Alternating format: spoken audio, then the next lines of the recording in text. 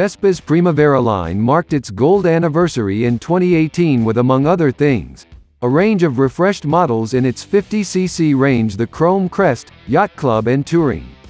Each sports its own choice of colors and brings something unique to the table in its design, but the overall panache and proven 4T3V engine technology are a constant across the board. Also available through the Primavera 50 is the limited speed variant that restricts top speed to 30 miles per hour, allowing you to ride with a driver's license and no motorcycle endorsement.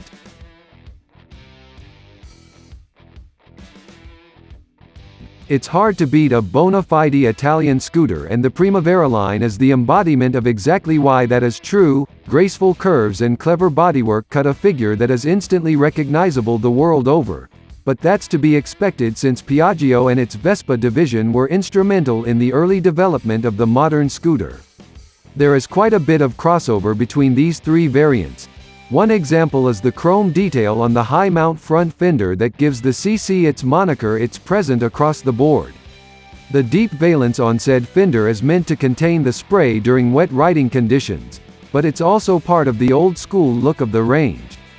The tie detail is another classic touch that comes complete with a trio of chevrons and a new horn cover at the top.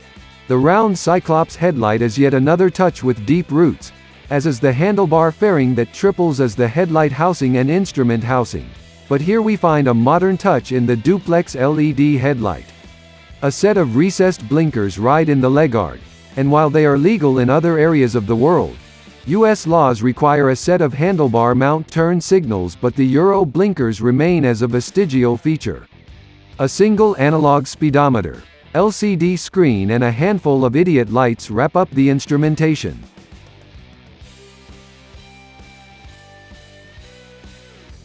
Stamped and shaped sheet metal components on the Primavera 50 are spot welded with reinforcement plates at the critical stress points, and this serves as the main structure in lieu of the common underframe. Not only does this make for a light and stiff assembly, it also leaves plenty of room beneath the stressed skin for the innards and contributes to the ease of maintenance. The front suspension is typical of the marque, with its aircraft landing gear style setup that uses a single side standing member with a trailing link and coil-over shock to articulate for the front wheel. Out back, a 4-level preset feature in the rear shock gives you some adjustability so you can compensate for changes in cargo, passenger weight. A 200mm disc and single piston anchor slow the front wheel with stock abs to help you keep it rubber side down. But out back, the factory went old school with a 140mm mechanical drum brake. Although I am aware of models entering the US market that are released sans abs, and am unable to reconcile the discrepancy. It's tempting to gig Vespa for that, but considering that the wheels run with a 12-inch diameter, that's really sufficient to take care of business.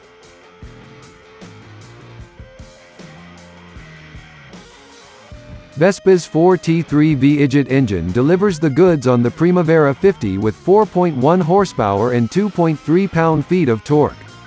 Forced air cooling vents the waste heat to atmosphere and has a single overhead cam to time the 3-valve head with a throttle body and electronic fuel injection to manage the induction. It's a one-lung mill, and the engine cases are stressed members along with the gearbox that all bolt together to serve as the swing arm. The constant velocity transmission delivers the twist-and-go operation scooter riders demand, with nary a shifter or clutch lever to complicate the process. A dry centrifugal clutch couples engine power to the transmission to complete the drivetrain. The overall drive ratio will turn in a top speed around 35 miles per hour, and if you've got a downhill grade and/or a stiff tailwind, you can milk it for an absolute ceiling around 45 miles per hour.